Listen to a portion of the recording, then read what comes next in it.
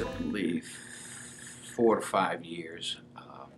Look at me. Yeah, I was quite comfortable going wherever there was a chapter. So I was not politically or administratively motivated to expand Omega. So I was quite comfortable going all the way down to Theta Alpha chapter and meeting at the YMCA Metropolitan. So it was, I never saw the need for expanding Omega Psi Phi because chapter's 30 miles away. I thought that's what you did because I did not know about the administrative and the background aspects of starting or charting a chapter. There was a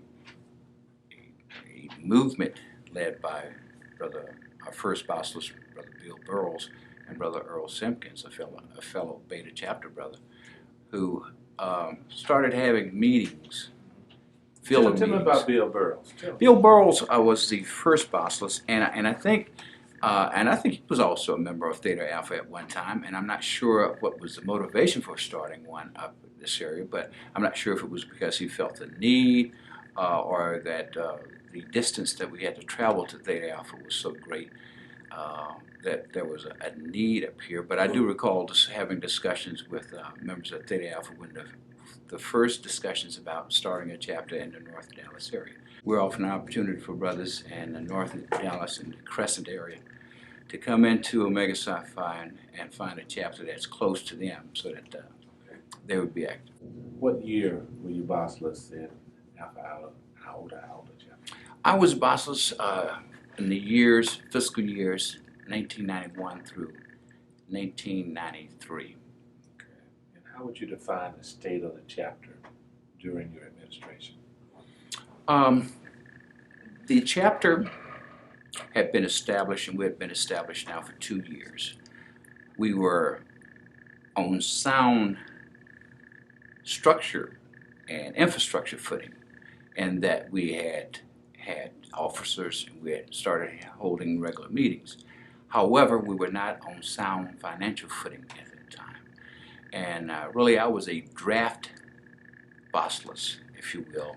I was not in the first administration, in any official officer in the first administration, but there were situations that were evolving then. The first vice was looking at moving out of the city. The second vice, I don't think, wanted to be Basilis, and they had to draft a person to become Basilis to take over the next administration. Okay, and who was the first Basilis when you came into office? Who was the Basilis? The Basilis, our first Basilis was Brother Bill Burrows. He was a charter member. He was instrumental in organizing and formulating. He, along with Brother Earl Simpkins, were instrumental in organizing Alpha Iota at that time. What year was Bill Burrows the Basilis? We were chartered in September 1989, September 15, 1989. So Bill Burrows was Basilis from 1989 until I took over in 1991. And how would you define the state of the chapter? We were shaky. We were on shaky grounds financially. We had gone through a period when we had 25 members, and we were trying to settle on the amount to charge for dues. And I believe that the dues perhaps was not enough for operating expenses that we're experiencing.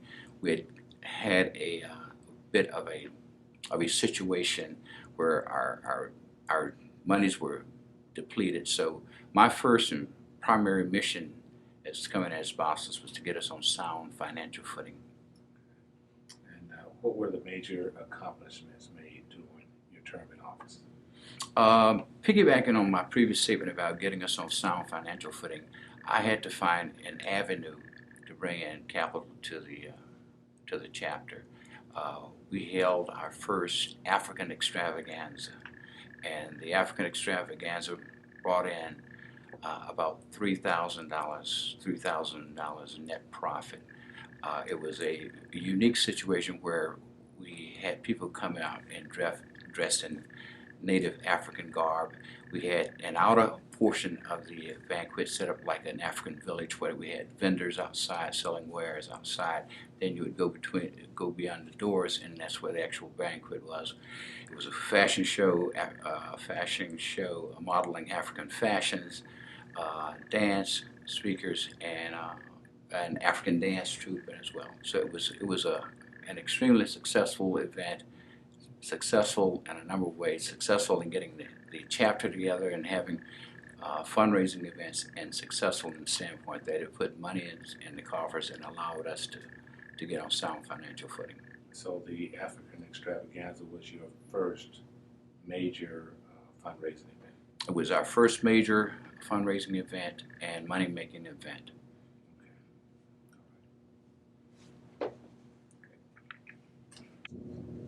Okay. Good afternoon. My name is Earl Simpkins.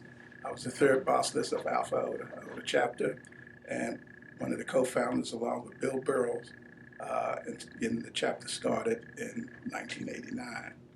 When I first moved to Dallas from Los Angeles in 1986, Bill Burrows and Maceo Johnson were the first brothers I met while moving here.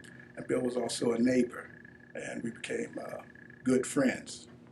We talked about possibly starting a chapter in the North Dallas area, in the Plano area, because of one, we know about the long ride to Dallas, and also the timing. So we set some goals as to bring in and recruit brothers who were in the area, maybe those who not necessarily active with Theta Alpha, but also inactive in the area, and that we could possibly bring into the Omega to grow the chapter into the broaden the chapter into areas. What kind of person was Bill? Bill was he was a very active person. He always had ideas. He was full of ideas all the time. We would, even after we started the chapter, he wanted to start a Chamber of Commerce, the Black Chamber of Commerce. That's how his mind was always thinking and grouping and starting picnics. Whenever we needed to do things, Bill was there working at the forefront and getting these programs going, getting them off the ground. Was there anybody else in the area that helped you guys get started? George Ashford Jr. And we made numerous phone calls, knowing that there was some reluctance to the expansion of Omega into the northern Dallas area. But we pursued that and continued that pursuit and to fulfill this goal. You get any support from like Fort Worth? We got support from the North Texas rep, Hendricks Cunningham. He was supportive in our efforts to formulate this chapter. So how would you define the state of the chapter during your administration? The state of the chapter was basically, we were in a growth mode. We wanted to continue to grow and continue to bring in funds for our operations. The African Extravaganza was a good program that I think Brother Bill Green spoke of earlier. That was a good program for us. It involved the community. We also had a program at the Civic Center, the Richardson Civic Center, whereby it was an afternoon type program that took place. But our efforts were basically to grow the chapter, bring in new brothers, and increase our finances. Were there any community service projects that you participated in? Yes, that was another goal of ours, participate in the community. We got involved with the Martin Luther King Jr. Parade early on, way back then. We acted as traffic monitors and worked with the organization there. And we've just continued to work with the Martin Luther King Jr. program. We work with the schools. We work with the Plano Community Forum and their projects, some of their projects also. And what were the major accomplishments of the chapter during your term? I think the major accomplishment was that we didn't falter, we kept striving, we kept moving forward. We continued to bring in our fundraising, increased our fundraising efforts, and also to get continued involvement, more involvement in the community. Did you establish any community partnerships during this time? In the community, well, we mentioned the Plano Community Forum. We established partnerships with the schools because sometimes we had to have our, not Achievement Week, but talent hunt programs in the school districts. So not just the art, performance arts hall, but with the school districts. And we became very, very well known with some of them. Anderson, tell me about strategic plans. Talk to me about that. Strategic plans. Yes. Well, I think during the time that I had an opportunity to serve the chapter, we had the same problems that most organizations have, which means basically every administration would implement their program, their agenda, and of course the next administration comes in and has to start all over. And so we had gone through a number of administrations where we had put in place some programs that actually survived the previous administration, but we never had a true strategic plan that we could really hand off like a baton, right? Like a true growth plan. So one of the things we wanted to try to achieve during my administration was put a plan in place that had strategic initiatives that would survive my administration and something that could be handed off to the next. And essentially, we were able to put a 3-year plan in place, and Brother Burke came behind me, and of course, and picked up some of those initiatives. And we did things like we wanted to. Some were lofty, but they were measurable, and they were strategic in nature. We wanted to promote scholarship and literacy. We wanted to uplift the character of young men in our community. And so out of all these lofty initiatives came Boys and Men program, which was something that in essence was not specifically part of that plan, but we had put the framework in place. And what year were you Basilis? 1998 through 2000.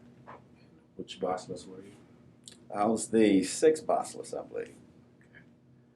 All right. And how would you define the state of the chapter during your administration?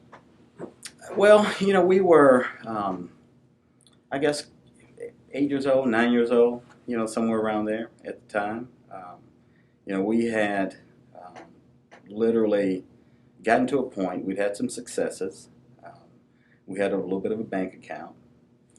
We had some programs that we were kind of known for. Brother Green had become the champion of the African extravaganza. We had set up some official organs, to communicate. We created the Omega Herald, which was a newsletter that we sent out once a month, and it literally kept everybody informed. And that became kind of the first major communication piece that we were actually able to put in place.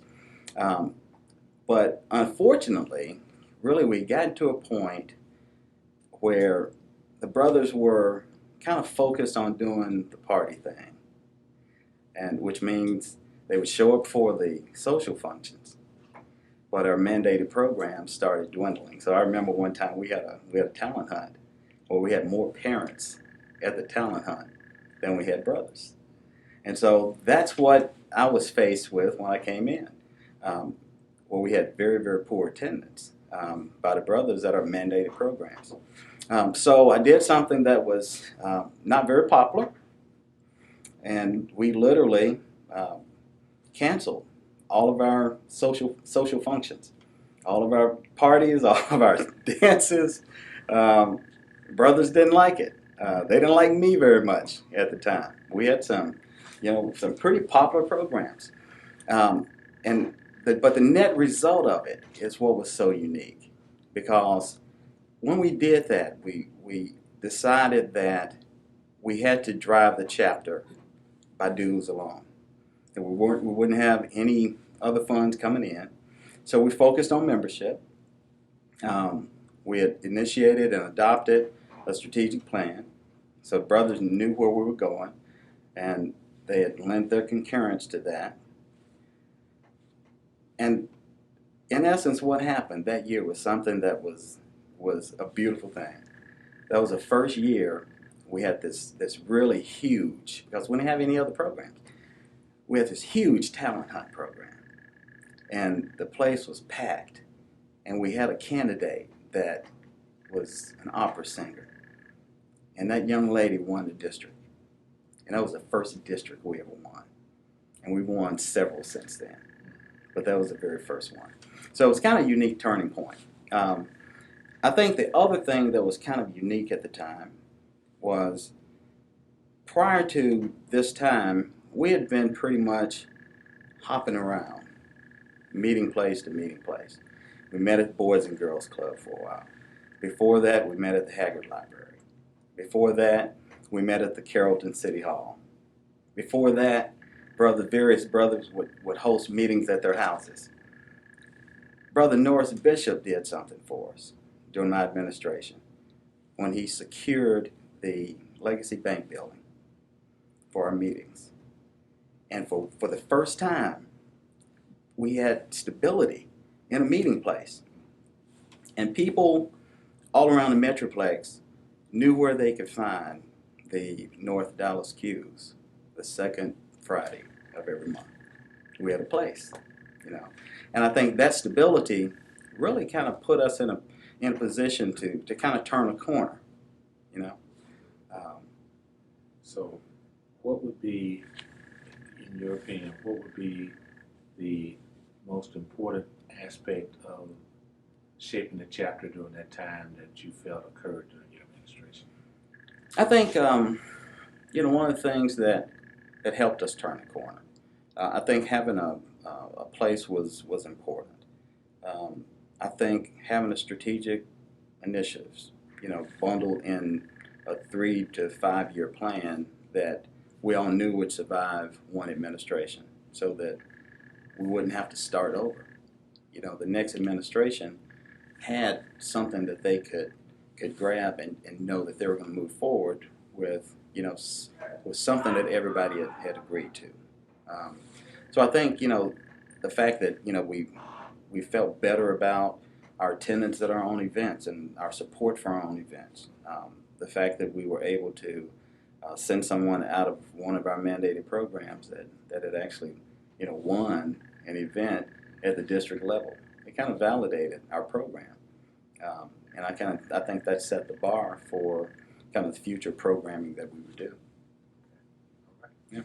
Yes, my name is Ernest Burke, and I had the privilege of serving in the chair of Basilis twice.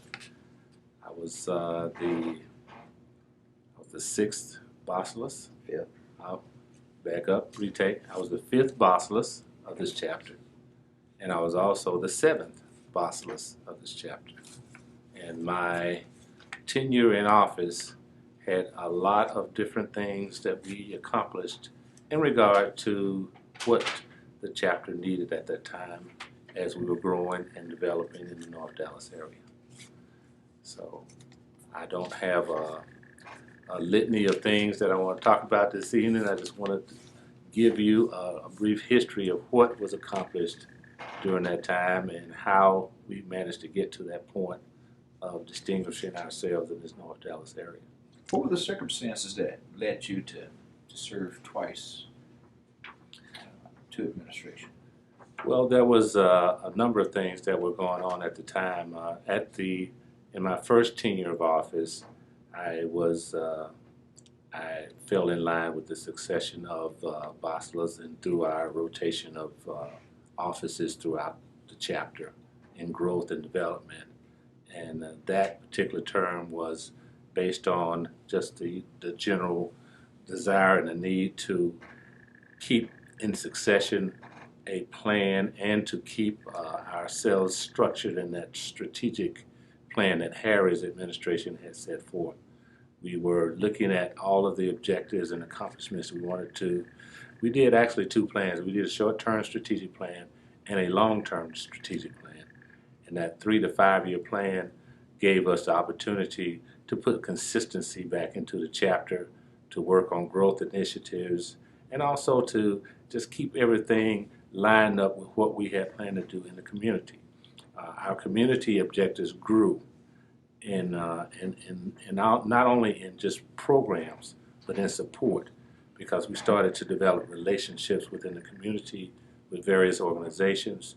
We became very well known and depended upon for the types of things we were doing in the community. How would you define the state of the chapter during your administration, as well as perhaps the state of Omega Psi Phi during that administration? Well, the state of the chapter was we were still growing. We had solidified ourselves in the community. We had a home where we were known to meet. As Harry stated, that getting that final place that we knew we could depend on to tell people we meet over at the bank building, the Legacy Bank building off of Preston Road. Everybody knew the area, so we were able to have a solid base there. And we had the opportunity to gain momentum just based on all the things we had started to do in the community. So those things gave us a platform by which we could be community driven. And one of the things that we had really initiated during that time frame was a very positive image to what Omega Men were about. That was a hallmark of us being established in this community. We had the reputation of being very solid, strong leaders in the community. So that was one of the initiatives in our strategic plan as well that we focused on. What were the major accomplishments of AII during your tenure? Well, we had a lot of things going on back then, but one of the things that I really remember most was we had kind of put together and stayed focused on our major fundraising events. And we had an event called the Purple Hearts event. And that was our Sweethearts Ball that we initiated, and we started, we were in the Richardson Civic Center. We progressed that to a level of it being a very successful fundraiser for us.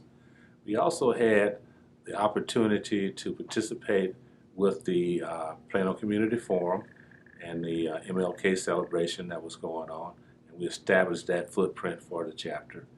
And we also, at that point in time, developed a strong relationship with the Boys and Girls Club. One of the past Basilis, Brother L. Simpkins, was instrumental in getting us involved in that program. He was a part of the Boys and Girls Club at that time, and we established a strong relationship and created, just accentuated the Boys to Men program, and we kept that program in force for many years to work with the youth. Another thing that happened was that we had the opportunity to establish a senior citizens project, and it was the beginning of what's known now as our Forest Green Manor program. It's called Forest Green Manor now, but then it was a senior citizens project that International had rolled out as one of those initiatives that they wanted each chapter to participate in, along with assault on illiteracy and those other things. But we were able to find a nursing home in our immediate area, and through the leadership and through the partnerships in the community that we had established, we were able to go up to Forest Green Manor, make a proposal to them, and they allowed us to come in and set that program up. Consequently, we were recognized by the city of Dallas and other areas for the work that we did at Forest Green Manor. And it started out as an initiative through International, but we picked it up and ran with it and took it to another level. What was the status and perception of AII within the 9th District and and more specifically within the Lone Star State Q's Texas Charter? The chapter had at that time began to really be more vibrant, more visible. We had a talent hunt winner. The recognition, the growth, the tradition of doing things the right way, the public interaction, the community service, all of those things were beginning to blossom, and things were really moving to the point of us being a viable entity within the area. Of course, we had other chapters that we work with, but one of the things that I do want to emphasize is that we developed at that time a very close relationship with all the chapters. We worked with everybody, and we took the first step to reach out the hand of brotherhood to start a collaborative effort with all the other chapters in the area. And this was during my administration. I remember very vividly meeting with the Basilis of Theta Alpha at that time, Brother Black, and we talked about doing a collaborative effort on Achievement Week. And this was in the early 2000s. So that kind of catapulted into other areas such as North Texas, Metroplex Q's, and other arenas. So that was one of the things that we really had established through us reaching out and being a part of the other chapters' events. We supported each other. We supported their marquee events. They supported our marquee events. And it became a very good homogeneous synergy between all of us in the area. Is there a prop that you had there that you wanted to? Oh, yes.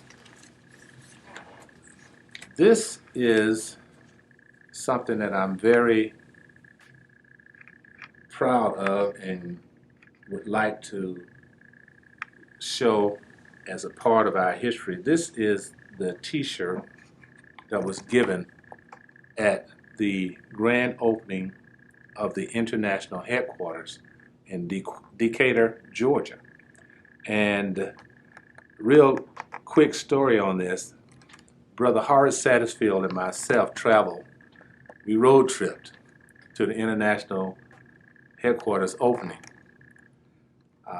At that event, I got a chance to meet and shake the hand of the first honorary members into the fraternity that I can recall. I'm sure there may be some others, but at that point in my career, Brother Campbell out of Atlanta, Georgia, and probably the biggest dude I ever met in my life, Shaquille O'Neal. When Shaq shook my hand, it was like somebody took a baseball mitt and wrapped it around my hand.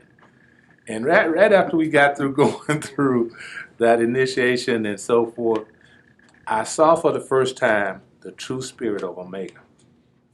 We had a brother who was doing the formal opening that recited the opening by memory.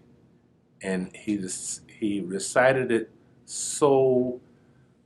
in such a moving way that there was not a brother in that room that was not moved. After that event, I had the true spirit of Omega within my soul. Now, we left there, we went back to the hotel which Sat had booked for us. It was a Red Roof Inn, and I wish my hands were as big as Shaq's were that night because I fought cockroaches all night. So, those kind of things happen on road trips, and those are the kind of things that that make you remember and enjoy the true spirit of Omega. Okay. All right, you're rolling. Okay. So, Julius, what was going on during the time when you came into the office? What was happening? As we said before, we were still a young chapter, trying to find our wings. I was young in Omega. I was elected to Basilis 4 years deep into the fraternity, so I was still going through the learning process. But the thing that I saw when I came in first, there were a bunch of very motivated men that cared for Omega, that were proud to be called members of Omega Psi Phi fraternity. And as a new member, one of the things that I said I wanted to do was to uphold and carry forth with tradition and the feeling and the fervor that these men had for the organization. It's a small thing these days, I believe, but I recall in one of our meetings sitting at the head table and looking out at the members that assembled, and I saw different colors of dress around me, and I'm thinking, well, we're a fraternity and we have our colors, and perhaps we need to display those colors when we're at our meetings. And I talked to some of the members and I said, perhaps we should get some chapter shirts. And I remember saying that. I remember it happening. I'd like to take credit for it on my watch. Someone may take exception to that. But as you will see at the meetings now, we do have chapter shirts. And when we meet, 90% of the brothers that come to the meetings are wearing their colors. Now, this may be prevalent. I'm sure it was prevalent throughout Omega.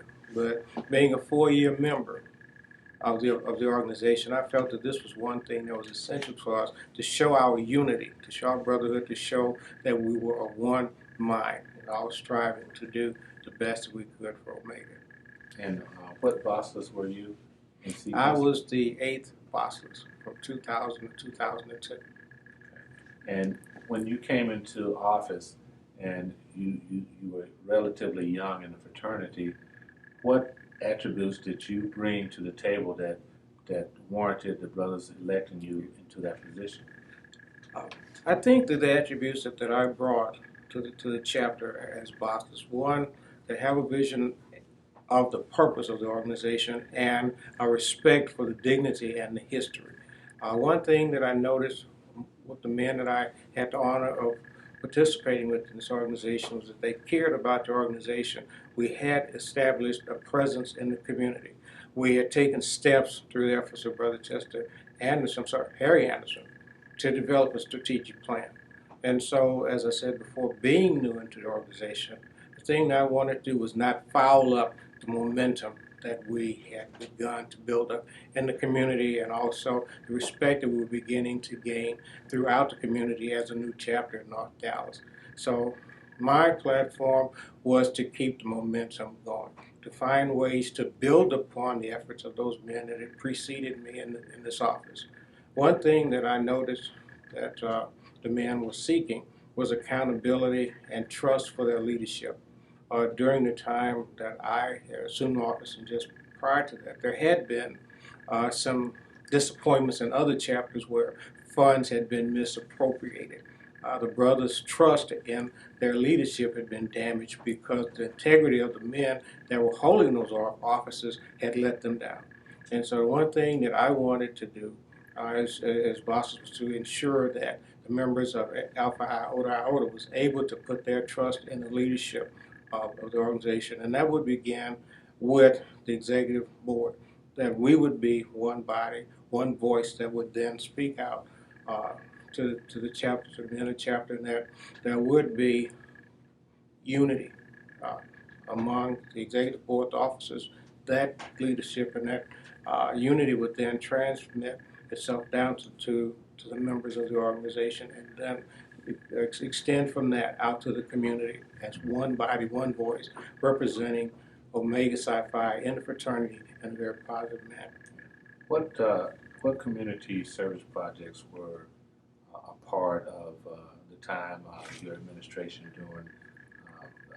Could you talk a little bit about the Adopt a Highway program and the things that were going on in that regard? We talked previously about the Martin Luther King celebration. We talked about the alignment we had with Plano Community Forum, but through the efforts of some very diligent brothers in Alpha Iota, they scoured the city of Dallas and made contact with city leaders and were able to secure a location over on Bachman Lake where we would maintain a certain segment of that highway periodically under the Adopt a Highway program. And the brothers welcomed the opportunity to do that because, again, it allowed Alpha Iota Iota to have its name on the side of the road, which we would be responsible for maintaining, which the brothers took a great deal of pride in, but also to extend our reach into the community to show that the chapter was doing positive things in the community. And if you had to identify one shining moment of your administration, what would that be? Wow, that is very difficult because, as I said before, there were so many diligent and deserving Basilis that had come before me. And my motivation was to ensure that I did not crumble or disappoint the efforts that they had done. So it was primarily, I saw my regime as one of a holding pattern to maintain the momentum that had been built up by those preceding me, and to make sure that Basilis that assumed the responsibility for me, the momentum was able to be passed on to him. Very good. All right. Good job. All right. Norris, why don't you tell us about, well, what Basilis were you? I was the 9th Basilis from 2004 to 2006. Came behind Julius and served with Julius as Keeper of Finance for 2 years. I also had served before then under Brother Burke as Keeper of Finance for 2 years. So I've served Keeper of Finance for 4 years before I became Basilis in 2004. And before you came to AII chapter, were you affiliated anywhere in the area, else in the area? I came to AII in, I think, 1990 or 1991. I relocated to Plano from New York. That was the first time that I was not actually financial with Omega Psi Phi fraternity. I moved to New York from Atlanta, where I was financial with the chapter there for several years. But I traveled a lot in New York and never got financial. When I moved to Plano, I found out about the chapter at that time through the church, Hampton Park United Methodist Church, and became financial. And when you became a part of the chapter, what motivated you to assist with solidifying a location for us to meet? What gave you that motivation? Well, when the idea came up about meeting, we were meeting here at the Boys and Girls Club. And I went to Harry, who was Basilis at the time, and asked him if he wanted me to look into, which I already had in place, because I already talked to the people about the community service room at the bank about us meeting there. When I went to Harry, he liked the idea. Actually, he loved the idea. And we started meeting there, and we met probably for the next 10 to 12 years.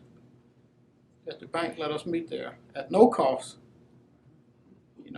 We also had not only a meeting room, but we had a kitchen. And we had a place that we could stay after the meeting to fraternize. And I think that was one of the big things that Harry brought up.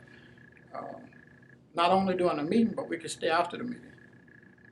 And we started having meals, just sitting around enjoying ourselves in brotherhood. How would you define the state of the chapter during the time of your administration? Sort of like Jesus has stated, when I came in my administration, I think we were sitting probably around 40 brothers. And when I came in, one of the first things that I wanted to do was 2 things. One was communication to the brothers, to open up communication. And 2, to reclaim. Not necessarily to make new brothers, but to try to reclaim brothers. So I brought in Ron Silas as my second vice Basilis. I brought him in because he knew the brothers in the chapter. He was an older brother. And his job was to reclaim brothers. And we were able to move that from from about 40 brothers to about 48 brothers, just below 50 brothers. And as far as your administration goes, what was the major accomplishments that you achieved during the time of your administration? There were several, but and I can go over a few, but one that really came off the top of my head, right before I became Basilis, Brother Lawrence Carrier, who I served with as Keeper of Finance, and he was the KRS, and we became friends, not just brothers, but friends, and working together. Brother Carrier had sickle cell, and he had been in and out. Brother Carrier had chaired several programs for the chapter. I mean, he was a workhorse. He was a bridge builder. Went to see Brother Carrier in the hospital right when I became Basilis.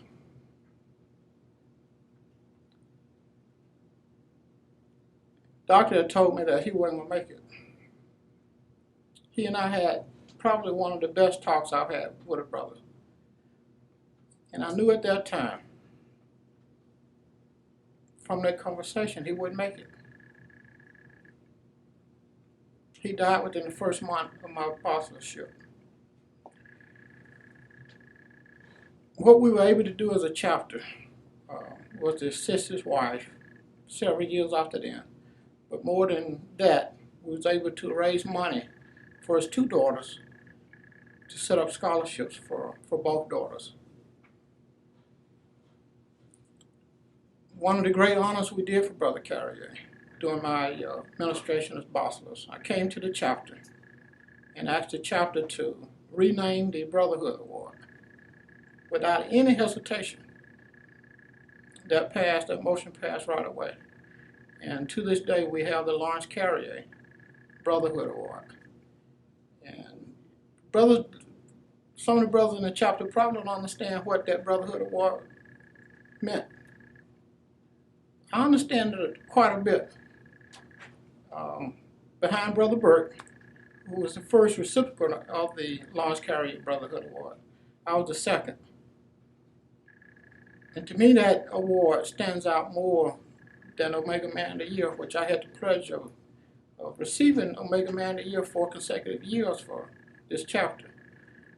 But receiving the Lawrence Carrier Brotherhood Award, a brother that had worked, brother had helped build the chapter, meant so much to me. And I hope it means so much to other brothers that they understand that award that they're receiving. And in that same vein, there's another award that I'm aware of. It's called for 30 years of service in the chapter. You want to talk about that? Yes, during my administration, I wanted to honor the brothers that had served Omega for 25 years. And 30 years. Served Omega for 30 years. And I came up with the Bridge Builders Award. During my first administration, we had, I think, 10 brothers, if I remember right, that received that Bridge Builder Award. And that award stayed with the chapter for the next 4 years, if I'm correct. I'll talk about the reason for the award between the 25-year award received by the reason for that award is International Headquarters has a 25-year service award. And the next award at International Headquarters is the 40-year award. So there was not a 30-year award. So I wanted to honor the brothers in Alpha Iota Iota with a 30-year Bridge Builder Award. And we gave out a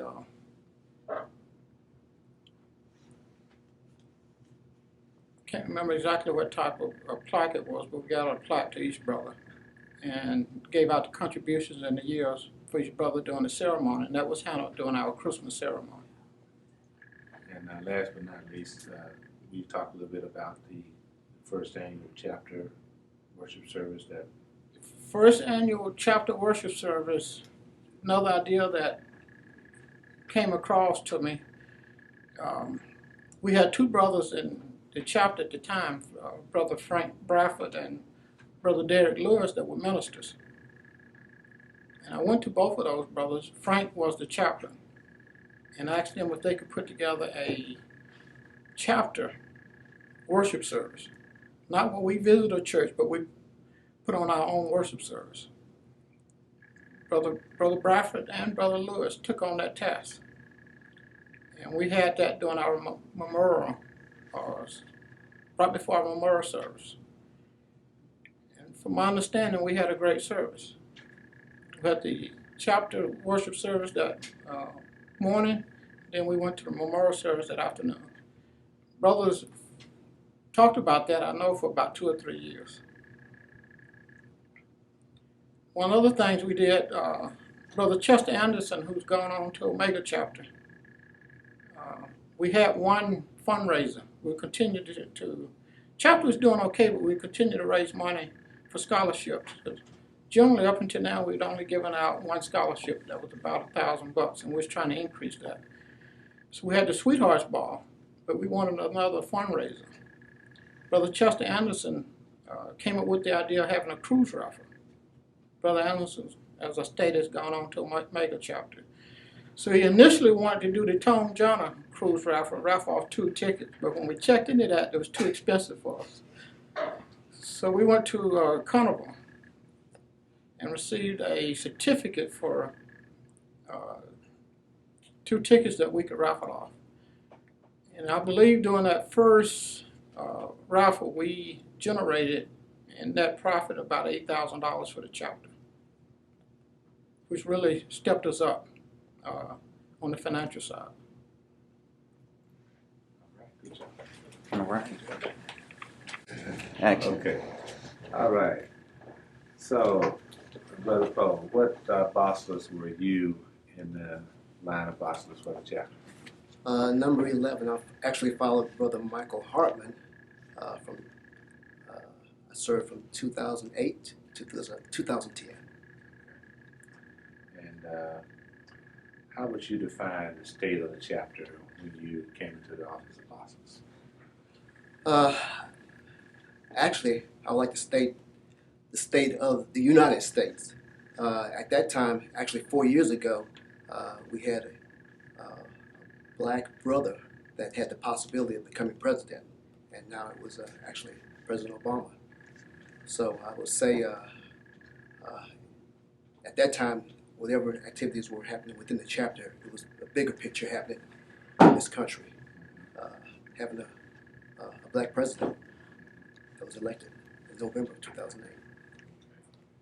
And during the time that you were serving in the Basilis capacity, what were some of the accomplishments that were generated during your time of service in the Army?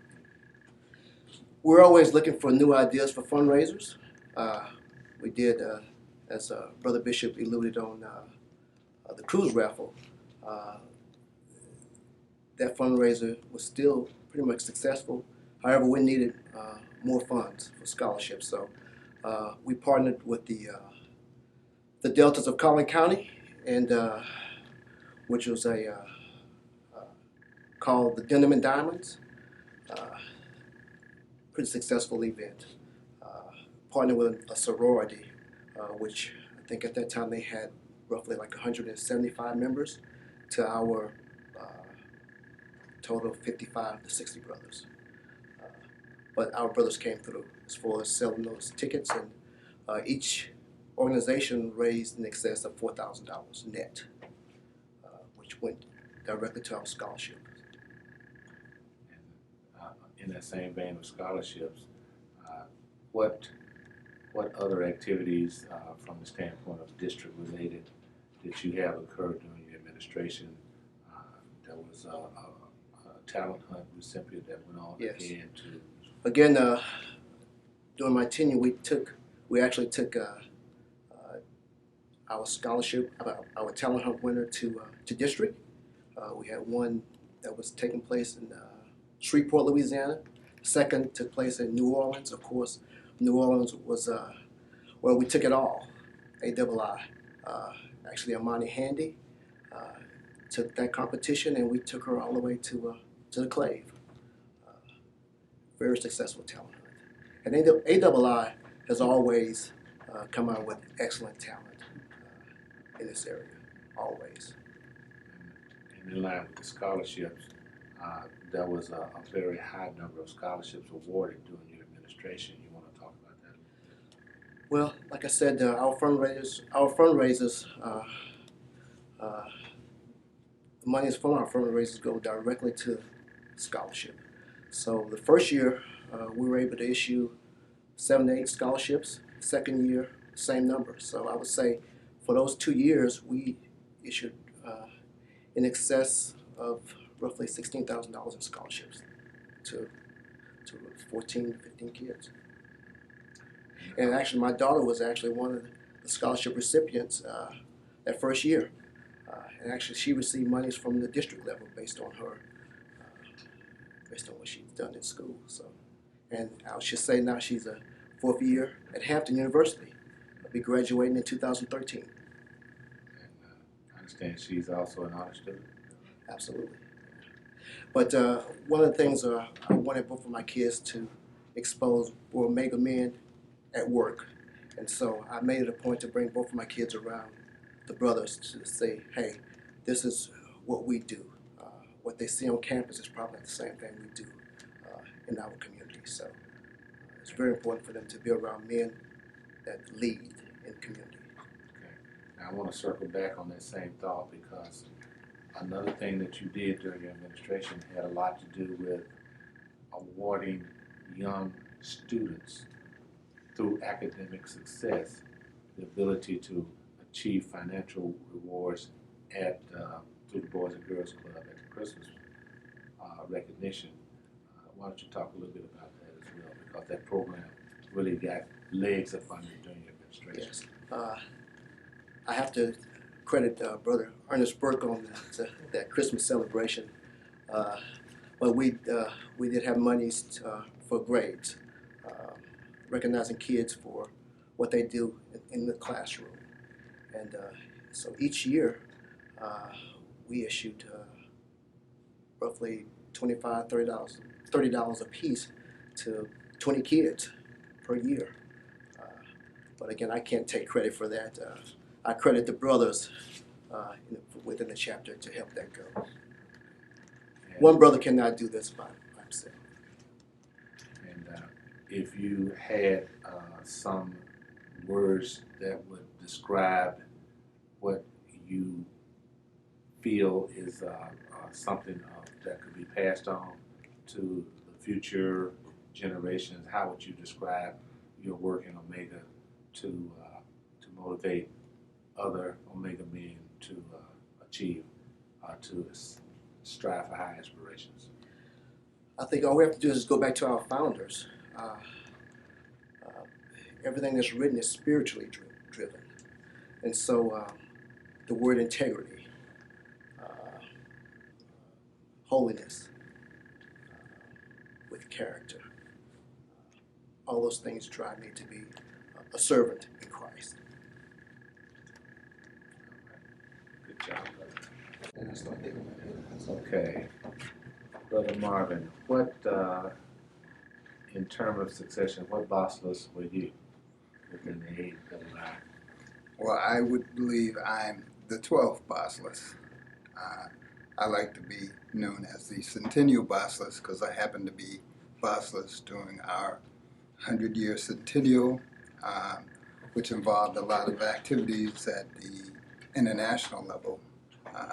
It was a great celebration for all of us here. And how did it feel being Basilis at the turn of this century for the chapter and in regards to that feeling and the things associated with that? How did that feel, and what kind of things did you do to take note and acknowledge that momentous occasion? Well, I was fortunate to attend the 100-year celebration in Washington, D.C. And at that time, I saw what true brotherhood was when we filled the valley, if you would, in front of Thurkill Hall with 10,000 brothers all wearing purple and gold. And when we sing the hymn, it really hit home why we do this. Omega Psi Phi is a charitable organization that's service-based. When you saw those brothers there and saw the passion that they had for 100 years of Omega, it was great.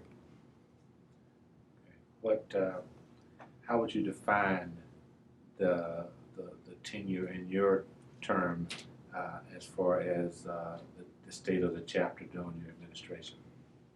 Well, the state of the chapter was very tenuous. It was great, but the chapter was growing. We had grown to some 65 brothers. I don't know if it was directly affected by the centennial celebration, but the chapter was growing with younger brothers. I stand on the shoulders of you brothers. You all taught me how to lead.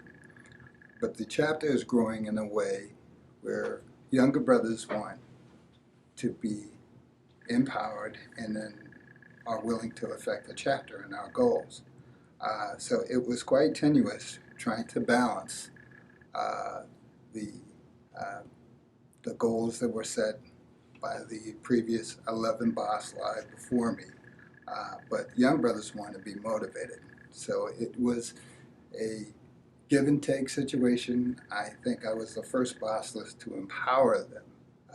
When you bring young brothers to the chapter, they see your work, but they want to become part of it. I think that I gave them the gavel, if you will, and said, if you want to go far and you want to work, show yourself and prove yourselves. So you could just see it in the type of events that we had, with the culmination of events where you saw overall support. On my watch, if you will, we had a 100-year centennial celebration that was the premiere here in the DFW area. AII put that on by themselves. We at one time thought that we would co-locate with several chapters, but AII put it on. But when we put it on, we had a great speaker. We had emotion in that room. We all felt 100 years old. It was a great thing put on in such a way that even the founders would have been proud.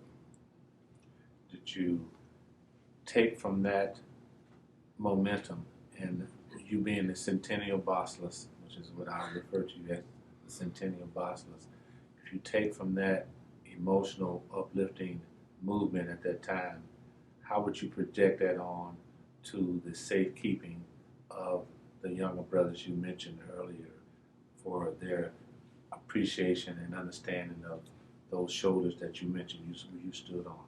How would you project that on to them? Well, they now see that they can take the gavel and move forward. They were a little afraid, and they turned to want to separate. I think I brought them back to the fold by empowering any brother who wants to work for Omega. Whether you're a 30-year brother or a 2-year brother. You had to go back to, like Brother Poe said, the spirituality of Omega Psi Phi. And what did we join for? Did we join to wear T-shirts? I did not. I joined to support my community, and that's what we do. And it's very obvious what we do when people look forward to us, when they see us doing the MLK parade, when they see us doing Boys to Men, when they see us doing things in the community that are not all about gold boots. They're about empowering the youth, because we're just passing this way but once. So if we can turn a younger person, to look towards our 4 cardinal principles: manhood, scholarship, perseverance, and uplift, it would be a great thing.